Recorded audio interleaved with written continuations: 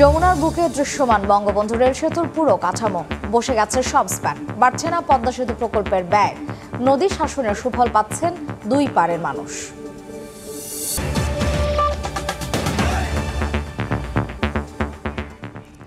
সকালের সময় সঙ্গে আছে আমি মার্জিয়া শ্রেয়া। নির্ধারিত ৩২,০০০ কোটির মধ্যেই শেষ হচ্ছে পদ্মা সেতু প্রকল্প। আসছে জুনেই বন্ধ হচ্ছে কোটি বাঙালির স্বপ্নের এই প্রকল্পের ফাইল। কর্তৃপক্ষ বলছে, নদী শাসনের ঠিকাদার প্রতিষ্ঠানকে সবশেষ কিস্তি শোধ করলেও নির্ধারিত বাজেটের মধ্যেই থাকবে ব্যয়।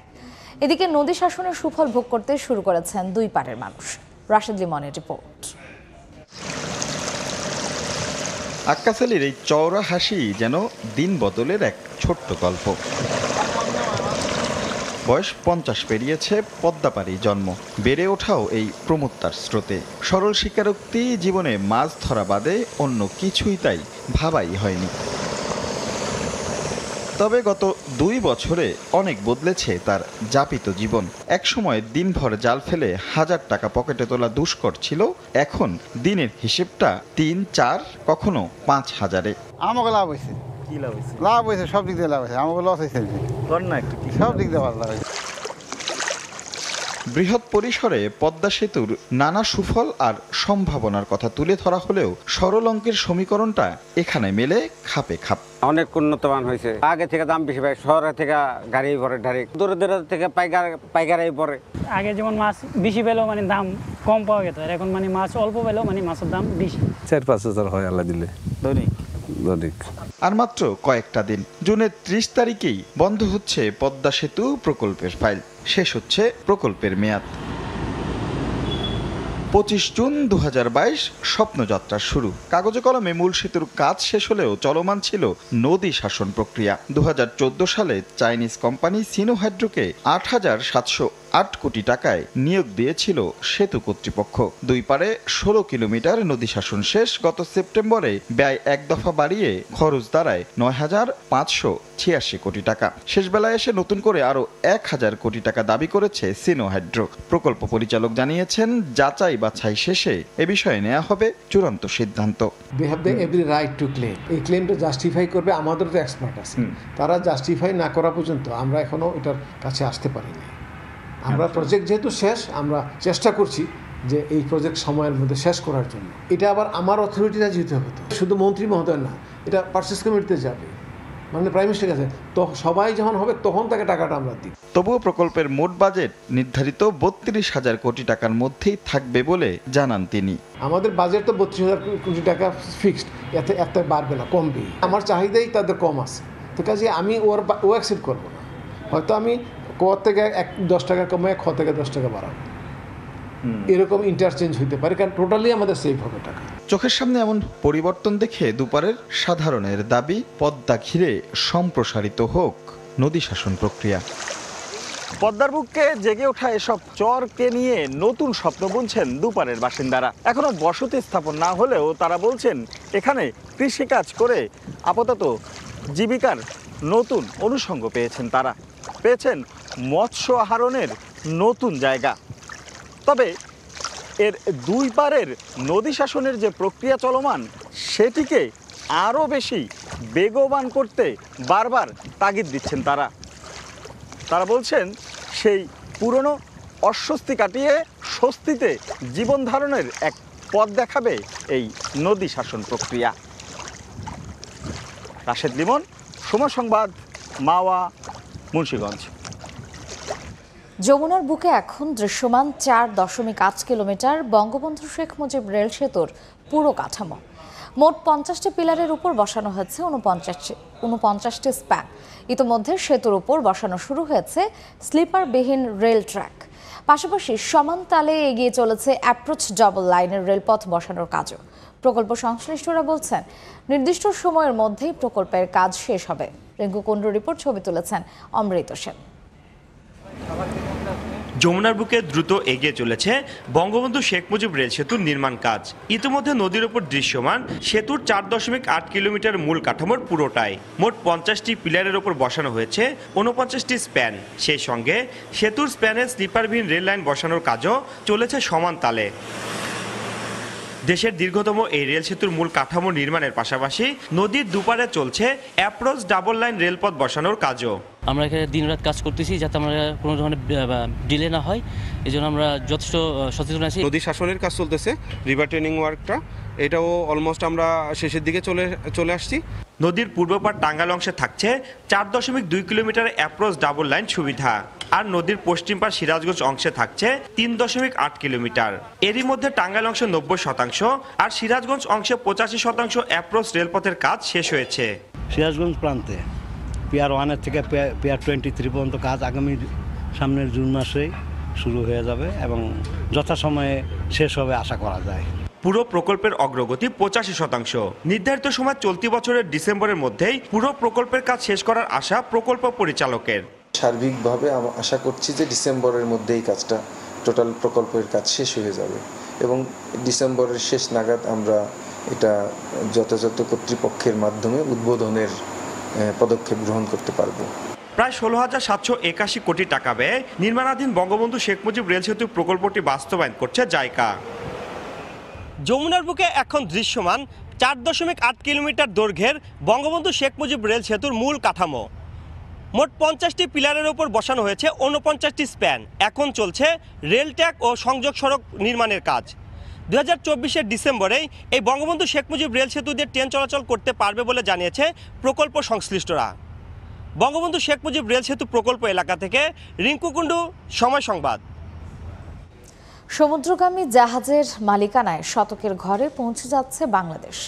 আর এই 100 নম্বর জাহাজ রেজিস্ট্রেশনের জন্য আবেদন জানিয়ে অনুমোদনের অপেক্ষায় রয়েছে বসুন্ধরা, মেঘনা, ভ্যানগার্ড এবং এসআর শিপিং এর মতো বড় 4টি শিল্প প্রতিষ্ঠান। এর মধ্য দিয়েই বিশ্ব নৌ বাণিজ্যে নিজেদের অবস্থান সুসংহত করছে বাংলাদেশ। $18 বিলিয়ন বিনিয়োগে এই খাত থেকে বছরে আয় অন্তত $6 বিলিয়ন। বিস্তারিত জানাচ্ছেন কমল দে।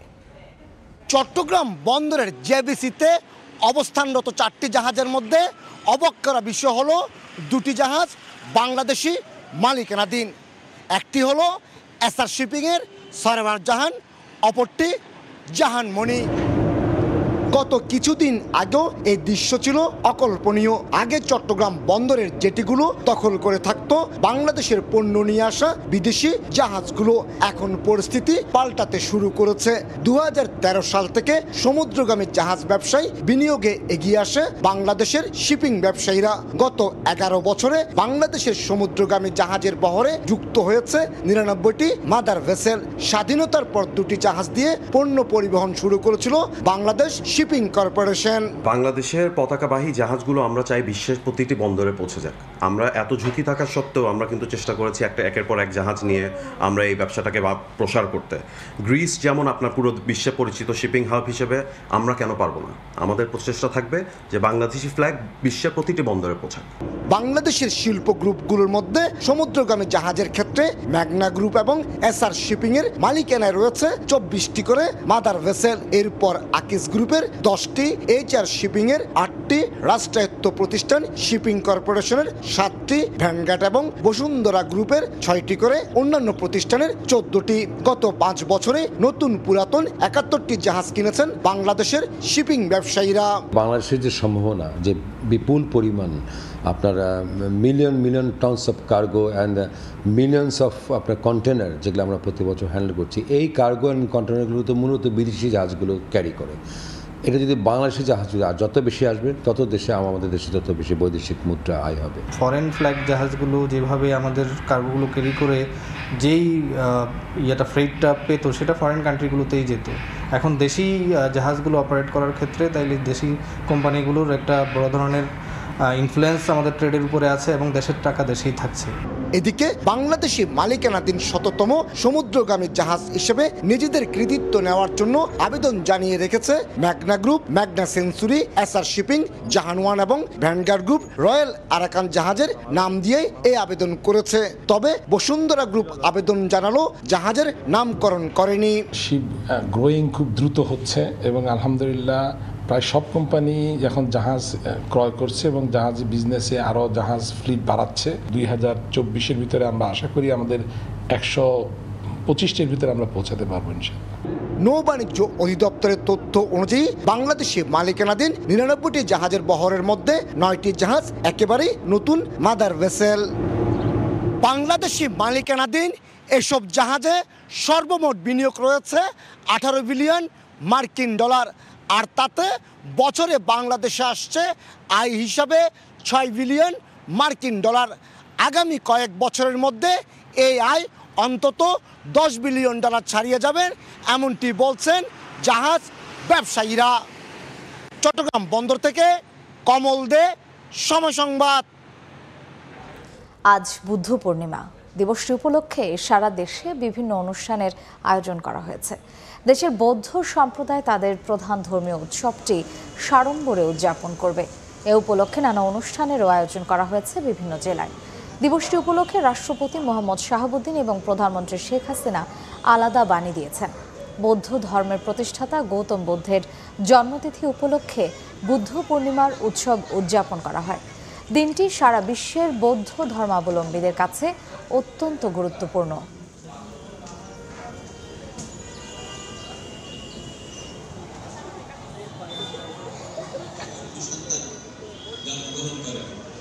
পরিপক্ক না হওয়ায় রাজশাহীর বানেশ্বরে এখনও আম উঠছে কম। এতে জমে ওঠেনি বেচাকেনাও। সপ্তাহ দুয়েক পর বাজারে উঠবে বিভিন্ন জাতের সুস্বাদু আম। তবে আমের উৎপাদন কম হওয়ায় দাম বেশ চড়া বলে জানান বাগান মালিক ও ব্যবসায়ীরা। হাবিবুর রহমান পাপ্পুর তোলা ছবিতে বিস্তারিত সাইফুর রহমান রকির প্রতিবেদনে। আম উৎপাদনের দিক থেকে রাজশাহী জেলার অবস্থান তৃতীয়। গত বছর এই সময় রাজশাহীর বানেশ্বরে প্রচুর আম হাটে উঠলেও এবার চিত্র ভিন্ন। সারাদিনে 50 মণ আমও হাটে উঠছে না। প্রতিমন গুটি আম 2200 ও আগাম জাতের গোপালভোগ আম বিক্রি হচ্ছে 2800 টাকায়। ব্যবসায়ীরা জানান, এখনও পরিপক্ক না হওয়ায় সুস্বাদু জাতের আম বাজারে উঠতে সময় লাগবে আরও 2 সপ্তাহ। যে সময়ে আম সরকার ডেট দিয়েছে, এখন আম উপযুক্ত হয়নি। আবহাওয়া যে এত খারাপ গেছে, এবারে আমগুলা যথেষ্ট আসে না, এখনো ম্যাচুরিটি আসে না। উৎপাদনও কম এবং পাকেনি খুব বৃষ্টির কারণে আমরা কিছু ভাইদের গুটি ওই দিকটা হয়, ওই গুটিটাই তাছাড়া ভালো মানের মাল এখন ওঠেনি মার্কেটে। আম বাগান মালিকরা জানান, জেলায় এবার মুকুল কম আসায় আমের উৎপাদন তুলনামূলক অনেক কম, তাই শুরু থেকে বাজারে আমের দাম চড়া। এখন সিজন আম কিছু কিছু উঠছে, কিন্তু আমের দাম বেশি, আমদানি খুবই কম।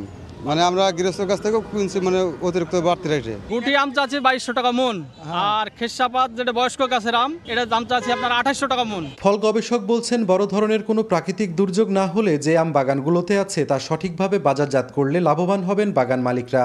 কৃষকরা যদি বাকি সময়টা পরিচর্যা ঠিকমতো করে, নিয়মিত ওষুধ ঠিকমতো দেয় এবং হারভেস্ট করার পরে আশা করি ভালো ফলন পাবে এবং ভালো দাম পাবে। জেলায় 19,602 হেক্টর জমির বাগানে 2,60,165 মেট্রিক টন আম উৎপাদনের লক্ষ্যমাত্রা নির্ধারণ করেছে কৃষি বিভাগ। সাইফুর রহমান রকি, সময় সংবাদ, রাজশাহী। পাবনায় লিচুর বাজারজাত শুরু হয়েছে। ভালো দাম পেয়ে খুশি বাগানীরা। বৈরী আবহাওয়ার শঙ্কা থাকলেও কৃষি বিভাগ বলছে, লিচু উৎপাদনে এবছর জেলায় বিগত 20 বছরের রেকর্ড ভেঙেছে। আসিফ মাহমুদের ছবিতে সবুজ মোল্লার রিপোর্ট। গাছে থোকায় থোকায় রসালো লিচু, বাগানে কর্মব্যস্ততা। ফল সংগ্রহ করে তা বাজারজাত করছেন শ্রমিকরা। পাবনা সদর, ঈশ্বরদী ও আটঘরিয়া উপজেলার বাগান থেকে এরই মধ্যে লিচু বাজারজাত শুরু হয়েছে। বর্তমানে ভাঙা হচ্ছে দেশি জাতের লিচু। এক সপ্তাহ পর বাজারজাত শুরু হবে বোম্বাই, চায়না সহ সব বিদেশি জাত। তবে বাগান মালিকরা জানান, চলতি গ্রীষ্ম মৌসুমের খরতাপে গাছের ফুল ঝরে যাওয়ায় উৎপাদন কমে গেছে।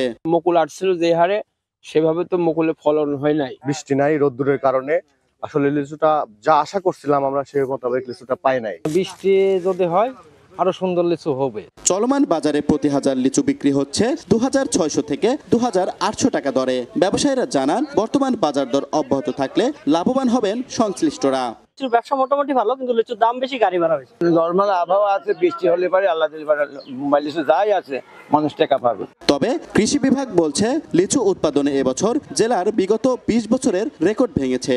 সব মিলিয়ে চলতি মৌসুমে 200 কোটি টাকার বাণিজ্যের কথা জানান সংশ্লিষ্ট কর্মকর্তা। ফল সংগ্রহ করার পর থেকে আমরা তাদেরকে যাবতীয় পরিচর্যা দেব, যাতে করে আগামী বছর তারা এইরকম উন্নত মানের লিচু উৎপাদন করতে পারে। কৃষি বিভাগের তথ্য মতে পাবনায় 4721 হেক্টর জমিতে লিচুর বাগান রয়েছে। দেশের লিচু উৎপাদনের প্রায় একটি বড় অংশই উৎপাদন হয় পাবনা থেকে। আর বাংলাদেশের লিচুর চাহিদা পূরণ করে ইতালি, দুবাই, মধ্যপ্রাচ্য, পোল্যান্ড সহ অন্তত 7 থেকে 8টি দেশে যাচ্ছে পাবনার লিচু। কৃষি সম্প্রসারণ অধিদপ্তরের তথ্য মতে এবার পাবনা জেলায় লিচু বিক্রি হবে প্রায় 200 কোটি টাকা। পাবনার ঈশ্বরদী থেকে সবুজ মোল্লা, সময় সংবাদ। নওগাঁয় জমে উঠতে শুরু করেছে কোরবানির পশুর হাট। হাটে বেশি মাঝারি আকারের ষাঁড়। ব্যাপারীরা এসব গরু কিনে লালন পালন করে ফের বিক্রি করবেন ঈদের সপ্তাহখানেক আগে। জেলায় এবার 7,50,000 পশু কোরবানির জন্য প্রস্তুত করেছেন খামারিরা। রকিবুল ইসলামের ছবিতে এমআর রকের রিপোর্ট। কোরবানি ঈদের বাকি সপ্তাহ তিনেক, এর মধ্যেই গরু বেচাকেনায় জমজমাট নওগাঁর মাতাজি হাটে। হাটে মাঝারি জাতের ষাঁড় গরুই বেশি। এসব গরু ব্যাপারীরা কিনে ঈদের সপ্তাহখানেক আগে ফের হাটে তুলবেন। 15 থেকে 20 দিনের ব্যবধানে ষাঁড় গরু মোটাতাজা করে বাড়তি মুনাফার জন্য দরদাম হাঁকিয়ে কিনছেন ক্রেতা। গোখাদ্যের চড়া দরে গরু প্রতিপালনে বাড়ছে খরচ। হাটে তোলার পর কাঙ্ক্ষিত দাম না পাওয়ার অভিযোগ প্রান্তিক খামারিদের। অন্যদিকে মৌসুমের প্রথমেই হাটে তোলা গরুর বেশি দাম হাঁকার অভিযোগ কিনতে আসা ব্যাপারীদের। মাঝারি গরুর দামটা একটু বেশি, বিশেষ করে বকনা গরু, 2 দাঁত 4 দাঁতের গরুর বেচা কেনা খুব কম হচ্ছে। আশা করা যায় ঈদের আগে বেচা কেনা একটু ভালো হবে। বাজার খারাপের জন্য 1,10,000 দিয়ে বেচলাম। পয়লা বৈশাখ থেকে পরার পর থেকেই হাটঘাট খুব খারাপ অবস্থা। নওগাঁর 11 উপজেলায় চলতি বছর কোরবানির পশুর হাট বসবে 74টি। স্থানীয় প্রাণী সম্পদ অধিদপ্তরের তথ্য বলছে এ জেলায় 68,500 গোখামারে গরু প্রতিপালন হচ্ছে 22,50,000, যার মধ্যে শুধুমাত্র কুরবানিকে ঘিরেই 7,50,000 গরু প্রস্তুত করা হচ্ছে, যা গেল বছরের চেয়ে প্রায় 40,000 গরু বেশি। নওগাঁর মাতাজি হাট থেকে এমআর রকি, সময় সংবাদ। এদিকে যুক্তরাষ্ট্রের বিপক্ষে হারে সামাজিক যোগাযোগ মাধ্যমে সমালোচনার ঝড় উঠেছে। তবে ভুল ত্রুটি সূত্রে পরের ম্যাচেই ঘুরে দাঁড়ানোর দায়সারা আশ্বাস দিয়ে যাচ্ছেন টাইগাররা। দায়বদ্ধতার তোয়াক্কা না করে খেলছেন যাচ্ছে তাই ক্রিকেট। ফলাফল এবার লজ্জায় ডুবতে হলো যুক্তরাষ্ট্রের মতো প্রতিপক্ষের কাছেও। এবার প্রশ্ন উঠেছে, বড় দলগুলোর বিপক্ষে জিতলে যদি বোনাস মেলে, তবে ছোট দলের কাছে বাজেভাবে হারলে কেন জরিমানার আওতায় আনা হবে না সাকিব শান্তদের? কারো কাছে মায়ের দোয়া দল, কারো কাছে আবার পিকনিক টিম। রান্না করেও ক্রিকেটাররা যেখানে থাকেন চিল মুডে। প্রেস কনফারেন্সে হম্বিতম্বি। টাইগারদের এই দলটাই তো একটা সার্কাস। অথচ এই খেলাকে পুঁজি করে ক্রিকেটাররা এদেশের মেগা স্টার। তাতে কাটতি বাড়ে তাদের, বাড়ে পৃষ্ঠপোষকের আগ্রহ। বিসিবির কাছ থেকেও মেলে মোটা বেতন বোনাস, চড়েন কোটি টাকার গাড়িতে। সব মিলিয়ে মধ্যমায়ের দেশে বিলাসী জীবন তাদের। কিন্তু যদি প্রশ্ন করা হয় বিনিময়ে কতটুকু দিয়েছেন তারা, সে কথা থাক, অন্তত দায়বদ্ধতার প্রশ্নও যদি ওঠে, তাতেও কাঠকড়ায় উঠবে লিটন শান্তদের নিবেদন। বিষয়টি এমন নয়, ক্রিকেটে আনারই যুক্তরাষ্ট্রের বিপক্ষে অমন লজ্জাজনক হারের পরে প্রশ্নগুলো উঠেছে। দীর্ঘদিন ধরেই এমন প্রশ্ন ঘুরপাক খাচ্ছে এদেশের কোটি ক্রিকেট ভক্তের মনে। যুক্তরাষ্ট্রের বিপক্ষে এমন হারের পর সে আলোচনা পায় ভিন্ন মাত্রা। সামাজিক যোগাযোগ মাধ্যমে ক্ষোভ ঝাড়েন নেটিজেনরা, তাতে যোগ দেন খোদ বিসিবি নির্বাচকও। একথা অস্বীকার করার উপায় নেই, ক্রিকেট এদেশের মানুষের রঞ্চে মিশে আছে। ক্রিকেট মানেই আবেগ, শর্তহীন ভালোবাসা। তবে প্রতিদান হয় বলেই তো ভালোবাসা এতটা শক্তিশালী। তাই তো সাম্প্রতিক সময়ের সিরিজগুলোতে ফাঁকা গ্যালারি দেখে মনেই হয় হয়তো টান পড়েছে সে আবেগে। পেশাদারিত্বকে বৃদ্ধাঙ্গুলি দেখিয়ে এদেশের যা ইচ্ছে তাই করেন সিনিয়র ক্রিকেটাররা। পর্যায়ক্রমে সিনিয়রদের কাছ থেকে ঔদ্ধত্য শিখছেন অনুজরা। বিশ্বকাপ চলাকালীন দেশে চলে আসা, সিরিজ চলাকালীন শোরুম উদ্বোধন, নিয়ম নীতির তোয়াক্কা না করা, এসব হচ্ছে হরহামেশাই। অথচ একটা বড় ম্যাচ জিতলে দাবি ওঠে বোনাসের। বিসিবি সেই দাবিও মেনে নেয় কদাচিৎ। তাহলে স্বাভাবিকভাবেই প্রশ্ন ওঠে, জিতলে যদি বোনাস মেলে, তবে হারলে কেন নয় জরিমানা? মাহবুব রিমন, সময় সংবাদ। এই ছিল সকালের সময় এখনকার আয়োজন। এরপর আন্তর্জাতিক সময় নিয়ে আপনাদের সঙ্গে থাকবেন সহকর্মী তানভীর হাসান। ধন্যবাদ শ্রেয়া। আন্তর্জাতিক সময় নিয়ে ফিরছি কিছুক্ষণ পর, সঙ্গে থাকুন সময়ে।